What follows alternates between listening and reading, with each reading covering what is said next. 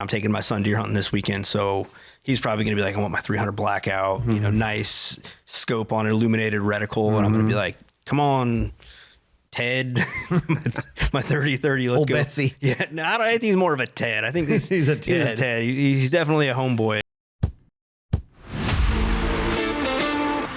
I'm Ryan Gresham, and this is Gun Talk Nation.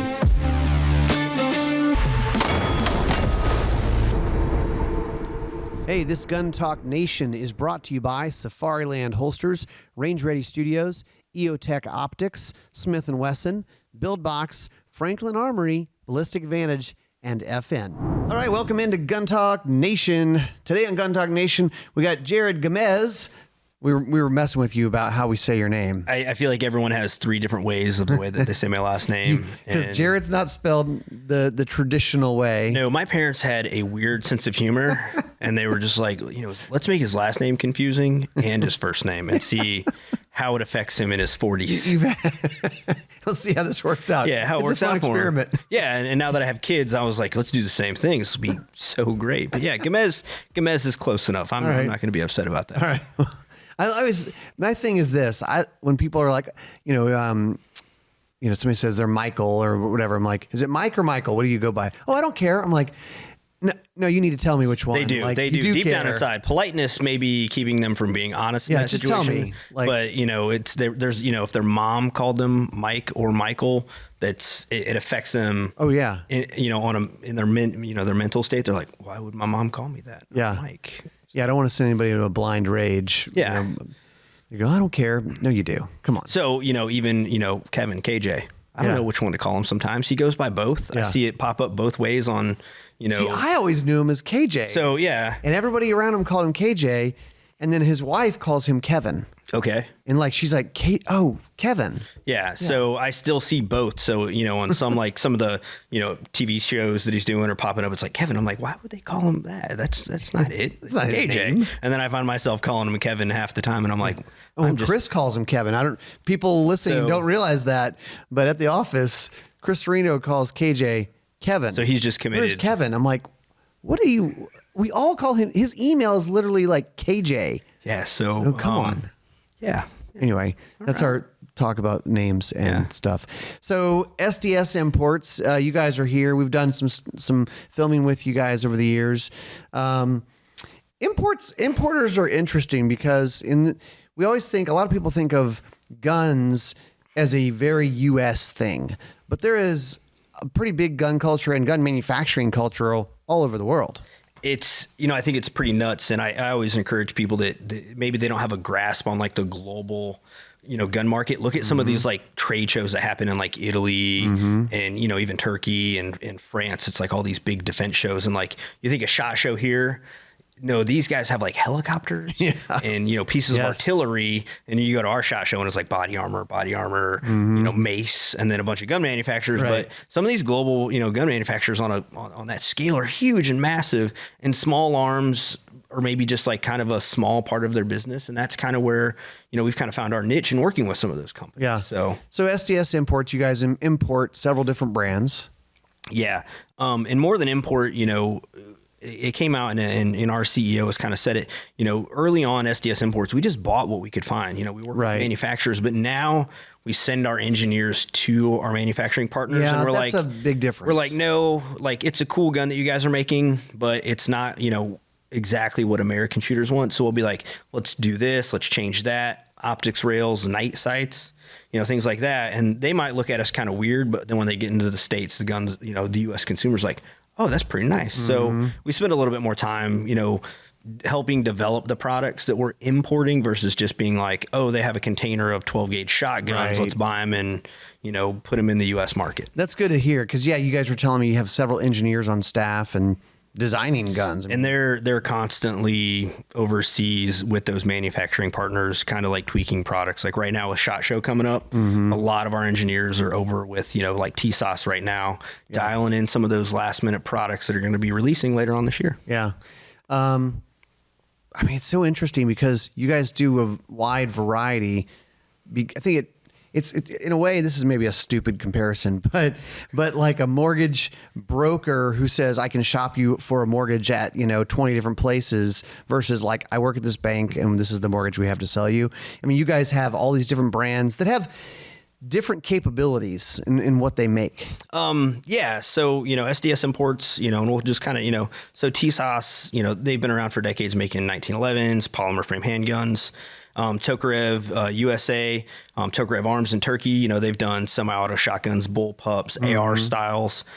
Spandau Arms is a brand that one of our product managers and engineers, he's like, I want a great over-under shotgun that's not missing features and really, really cheap, or has every feature and just being so ungodly expensive that, your entry-level or mid-level shooters won't consider it. Yeah. So Spandau Arms has come on board. The new military Armament Corporation, we kind of bought, almost an abandoned, intellectual property. And we're like, let's bring Mac back and do cool stuff with that. And we've got some new brands that we're going to be launching at SHOT Show. So awesome. I'm not going to get in trouble by dropping hints this podcast. This will probably air before SHOT Show. Yeah, so we'll just I probably should have said that before we went on the air. So pre-SHOT Show, I've totally changed how we're going to approach this conversation. Never mind. I can't say anything. It's going to be a short podcast now. Plead the fifth. Yeah. So of all the things, and then what's cool about it is everybody that we've worked with, you and Neil and some of the other guys and Craig, all seem to be gun guys. Not just you have a lot of gun guys on staff that are into it and have some good ideas. So, everyone comes from their own background. We have a lot of veterans, engineers, guys that came from the automotive industry in, other facets, manufacturing, distribution, but we all kind of have that same passion of being gun people. We all get equally excited. If something new pops up in the warehouse or the product managers open the door to the R&D lab, we're all like, what's going on in there? And then, so there is that level of enthusiasm that we are shooters. And it's really neat because there's some guys that cowboy action shooting. They just simple guns. There's other guys that like building to the hilt race guns. Right. I'm more of kind of your everyday carry self-defense pistol shooter, but I'm an avid hunter. So I like hunting with lever guns. I like hunting with muzzleloader season, and then even taking my AR out and, shooting pigs. So it's fun to see the depth in this company, all the way down from the guy on the warehouse dock. That's just when he's checking in new guns, he's like, this is cool. So that enthusiasm goes from the owners all the way down to the guy who's print shipping labels in the warehouse.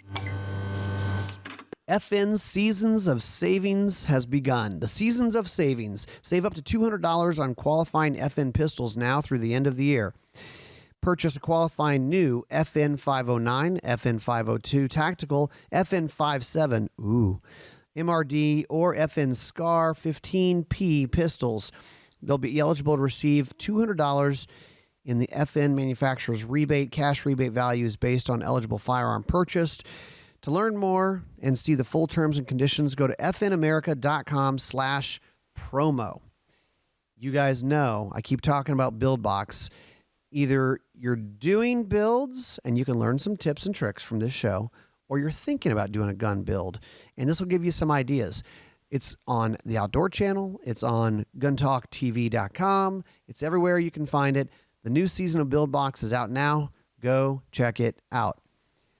If you're thinking about doing a build, you need to go over to ballisticadvantage.com. They have deals right now, 25% off site-wide. That means barrels, that means rails, that means uppers and lowers. They also have 35% off bolt carrier groups. So go in there, load up, do your own build, upgrade your existing gun. Ballisticadvantage.com is where you go for that. So you guys have so many different guns that you do. I guess, it's like picking between children. I mean, what are some of your favorites these days? So each brand kind of has there's, I think I like it. I'm going to, so much to talk about right now, but we have so many brands right now. It's 5 brands, maybe some new ones coming soon. But yeah, each one has its own look and feel to it. So there's always a favorite in them. With Tisas, it could be any of our 4-inch 1911s, whether it's the 9 mil, 10 mils, maybe not so much the 45s, but the 10 mil, the Yukon we were playing with this week. It's a little snappy. It's a compact 10 millimeter. Yeah, 1911. it's chucking a lot of lead with not a lot of barrel. Yeah. And just not a lot of, mass there, I guess. But it's a fun gun to shoot for maybe 2 mags. And it's bobtail grip. I mean, Yeah. it's pretty lightweight. It looks pretty good too. Yeah, The fiber grips- optic sights, G10 grips on that thing. Everyone has asked for that gun for a long time, and we're happy it's finally out. It is shipping now. So guys that have been looking for one of those, if you want a Yukon C10, they are available. I mean, if you're a hiker, you're a backwoods, backcountry hunter, and you don't want to carry a 44 Magnum revolver. Yeah, no, I You're think more of a semi-auto guy. Seems like a good option. Oh yeah, put some spicy 10 millimeter hollow points in there, and But you're right. You'll be, if the bear attacks you, you'll be so mad at the bear for making you have to shoot this gun. Yes, definitely. Some recoil there. Man, I got to do this. Like, You're gonna make me do this. this ammo is expensive, so. So yeah, those guns are super exciting. The new TT12 from Tokarev is super fun. I don't consider myself a super fast split guy, but that gun, I can run that trigger on that gun really fast. So I like the TT12. I'm not a big over-under guy. When my son just got into like competitive shotgun shooting, and me growing up in the industry, when he's like, "Dad, I want to do competitive shooting," I'm like, "Oh yes, I got pistols and ARs," and he's like, "Over-under shotguns," and I'm like, "I know nothing about these." Open the gun safe, and I'm like, "Yeah, there's not any in there." But we had our 20 gauge Premier Field with the 26-inch barrel. Yeah, I love that gun. It looks great. It shoots fantastic.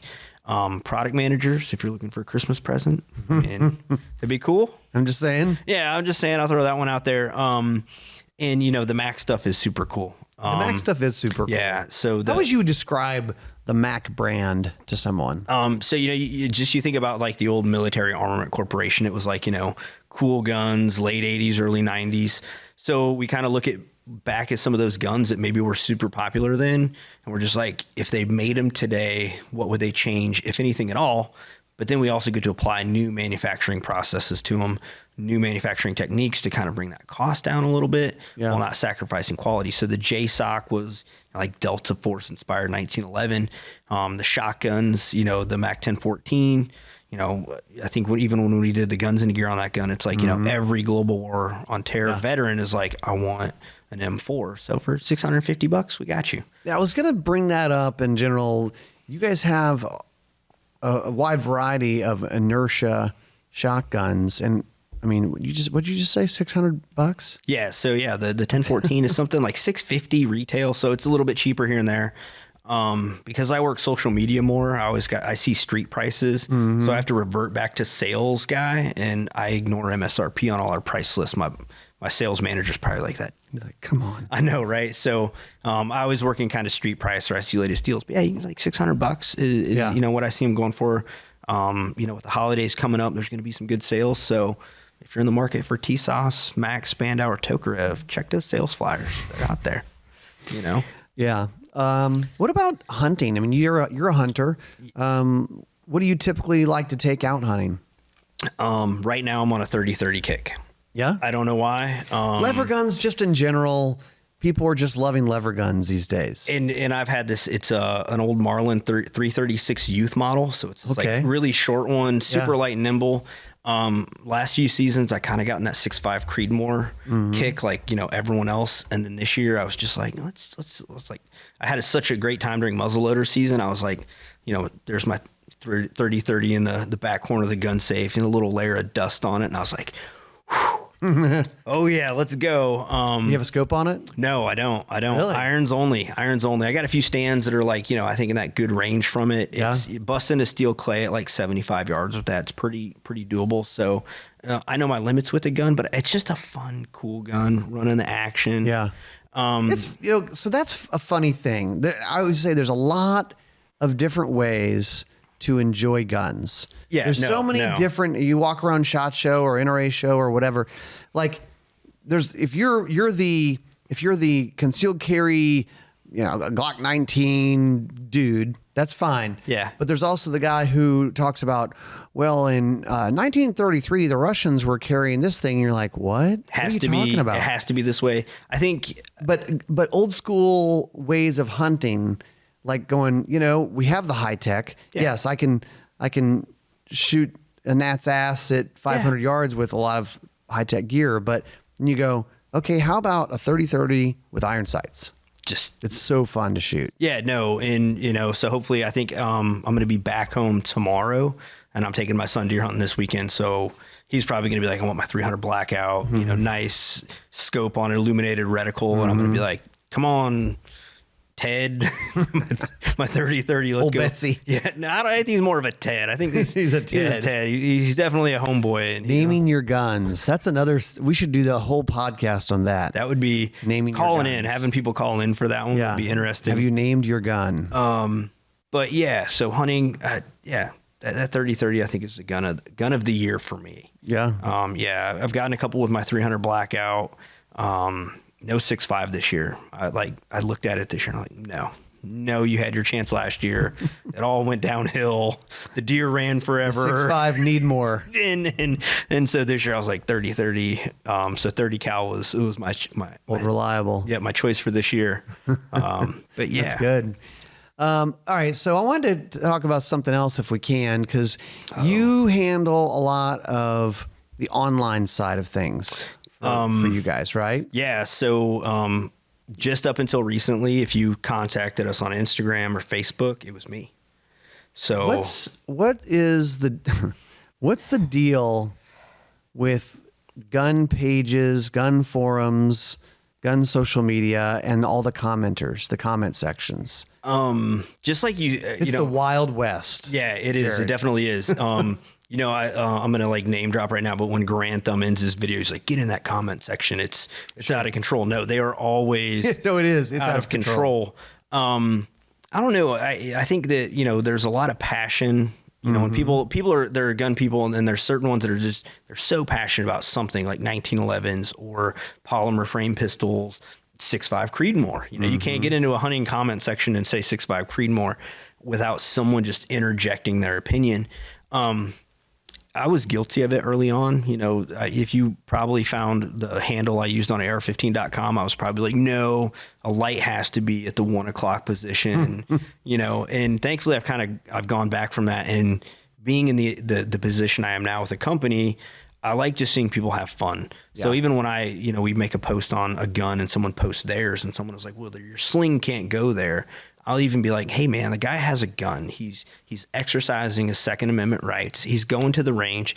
As long as he's doing it in a safe manner and the gun does what he wants it to do, let him ride, man. Like, let him have a good time. I say it all the time. It's okay. Guns can be fun. I know they can be serious hunting things and serious tactical, but like, it's okay. Sometimes it's just for fun. Actually, probably most of the time it's just for fun. Yeah.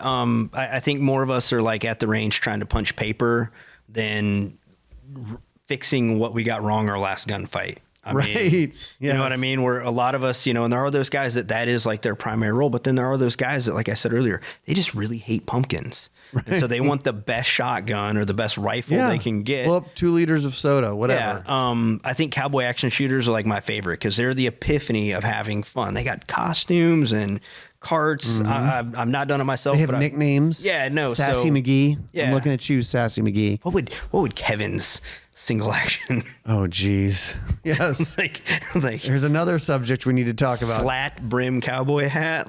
Flat brim cowboy hat. So he is from Oklahoma. So, the Okie from Muskogee or something. Oh man, that would be a good one. So there you go. That would be, what would there's 2 podcast ideas for you. But I just like seeing people have fun with it now. And there is a time and place to be really serious about guns. You're a 1,000-yard shooter, and there are avenues for you guys to discuss that in depth. But social media, sometimes they just get in those comment sections and they just want to pick apart everyone else. And it's just like, guys, we're all here. Let's have some fun. Yeah. It's a cool gun. You touched on it, of the passion of gun owners, because I think it makes me think about this story. So within the gun industry, from time to time, well, actually from often, they'll hire some C-suite level folks who come from outside of the industry. And maybe they have a background in, like, they like to shoot, they grew up hunting or whatever, right? But it's sort of, I'll be honest, sometimes mixed results of when you have that. But yeah. So this is a while back at a SHOT Show range day, and new marketing guy at a big gun company came in, and I think he came in from Rubbermaid or Black & Decker or something like that, right? And he was talking to my dad. Everybody knows who my dad is, Tom, on radio. And he's kind of like saying, this is who I am. This is what I've done and all this stuff. And my dad goes, let me tell you something. Your customers know more about your products than you do. They know the history of it. They know the metallurgy. And these are products that their whole family have always owned. Like we are a Remington family. We are a Ruger family. Yeah. Right? And they fully expect these products to last their entire lifetime. And when they buy that, when they make a purchase decision, they are envisioning, one of the things they're envisioning is their grandson taking that gun. Right. So it really does mean more. There is a passion there. Yeah. And I think that carries into a lot of like kind of industries, and you can tell even, so say you were in the car industry and you understood like the Chevy versus Ford argument.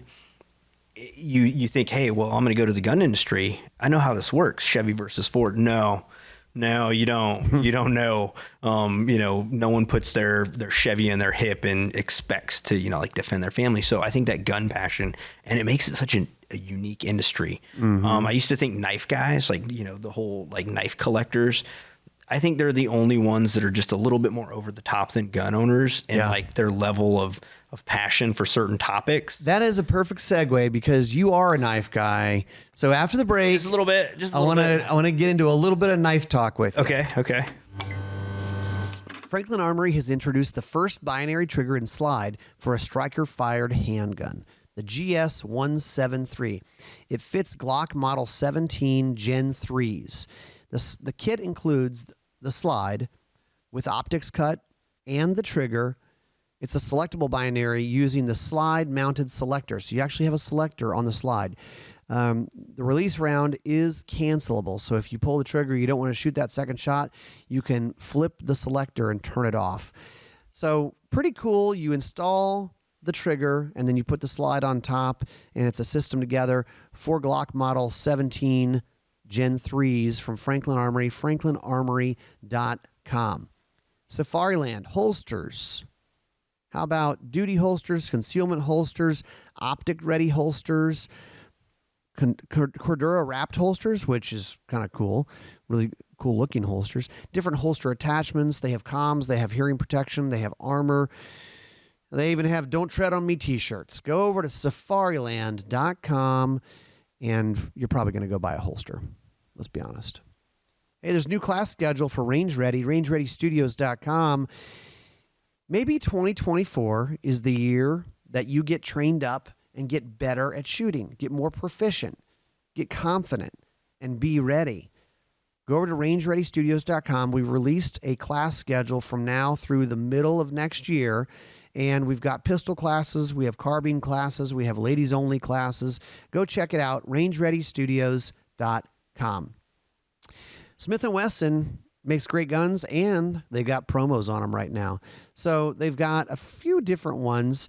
They've got one where if you buy a shield, the Shield Plus, Shield EZ, qualifying shields, you get a $50 rebate. So that's sweet. You can go buy some ammo. They also have another promotion. Get a free Vortex Strike Fire 2 Red Dot with the qualifying MSR purchase. So your Sport 2, your M&P 10s, so several different ARs to choose from. So go over to smith-wesson.com to see more. So Jahred, this is Gun Talk Nation. We're all about guns and stuff here, but most gun people I know are somewhat knife people. Most of them carry a knife at the very least. They carry a knife at the very least, and then some of them own several knives, get to be a little bit of a knife collector type person. But the knife world is a different world than the gun world. Completely understated. Like you have no idea the level of it. So me myself, I had this interesting opportunity. like around 2012. And that was like the first time I kind of left the gun industry. A company I worked for changed hands. And so I was like, well, I'm going to go try this new thing out. And I got into knife making, blacksmithing. In my journey, I became more of like a tool maker in the blacksmithing world, but there's a lot of like knife makers that I've befriended, high-end guys, you know, a lot of them you've seen on like Forged and Fire. Some of them are like world famous. And so when I was like, well, I'm a gun guy, you know, understanding the knife world would be easy. Wrong. Like, really? I was completely wrong. It's a deep hole. Yeah. Deep ocean there. And so part of it, you know, there's guys that can tell you like everything about like the 1911 pistol. Like, sure, they could be like, this one was made at 2:56 a.m. in the Remington Arms factory by John Porter. Knife sits even, they'll be like, no, the batch of steel that Kohler used was made December, so it's not as good as what they made in July. Wow. And even the heat treatment that goes into it is just, it's mind-boggling. Yeah. And the level of knowledge that some of these guys possess, I think, is super cool. So we can't dive too deep into this ocean, but what I would want to do is, so I was hanging out with a guy this past weekend who's a watch guy. Yeah. And I own a few watches, but I'm not a watch guy. So it's like, I always ask somebody like that, like, okay, I've got whatever, pick a number. I've got $200 or $500. Like, what would be a good watch? What would be something like cool that I should look at? Like, okay, so if someone's listening and they're a gun guy, but they carry knife, maybe they have a few knives, but they're like, well, like, I don't know, I just got whatever was at Bass Pro Shops. But like, are there some like maybe a brands or styles that like, hey, you may not know about this, but this is kind of neat? So in my experience, and I even say like kind of my grails or like the knives that I've always wanted, if you can get a custom fixed blade knife from Jason Knight, you'll never be upset. It's going to cost you. It's probably going to cost you about what you would spend for a high-end AR. Dang. But you'll enjoy it. Like, and you'll cherish it forever. Custom fixed blade, you have my attention. Yeah. So, Jason Knight, is, you know, and I've actually taken some classes at his shop, but like his fixed blades are just gnarly. Yeah. For folding knives, I'm a huge fan of Jesper Vox. So any of the Vox design knives are just extremely elegant. And the cool thing about Jesper is some of his designs are available from like Columbia River Knife and Tool. Yeah. So if you don't want to spend like $800 to $1,200 on a custom folder, some of his designs, that's a good point, are accessible between like $60 to $150. Yeah. CRKT works with custom knife designers, and that's a good way. They kind of sort of mass produce them to make them less expensive, something like that. And I find guys that's like their gateway. So, you know, so we'll take a Tisas 1911. I think our guns are really good guns. Are they a Cabot or, you know, something that comes out of a super high custom shop? No. But once you kind of get into a good 1911, just like if you got into like one of Jesper's knives through Columbia River Knife and Tool, you're going to be like, well, this is only $150 and I love it. Yeah. What if I spent $600 on a folding knife and then you go find one of his customs and you're like, okay, I get it. They're both great. They both work really good, but you just see that level of, you know, exotic materials. Yeah. You know, like Cabot uses meteorites for 1911. It's like, who does that? Where do you find a meteor that someone's like, you know, should we send this to the Smithsonian for everyone to enjoy? Make it into a gun. Or should we make a pair of 1911s? And I think that's super cool. So the knife world is the same way. They're like, we got this meteor. Should we make knife scales or like donate it to a college so they can, no, let's make knives. Knives and I love it. I love it. See, there's no cheap hobbies, guys. No cheap hobbies. It is, yeah. Jahred, thanks for being on with us. No, thank you guys for having us. This is a blast. Anyone in the industry, if you guys have a chance to work with these guys, do it because they're a stand-up crew. Appreciate phenomenal operation in the lunch. And we always try to serve. That's one, you know, we're in South Louisiana, so we take pride in feeding people until it hurts. Yeah, so fantastic time here. Thank you for having us. Thanks, man. That's it for us. We'll see you guys next time on Gun Talk Nation.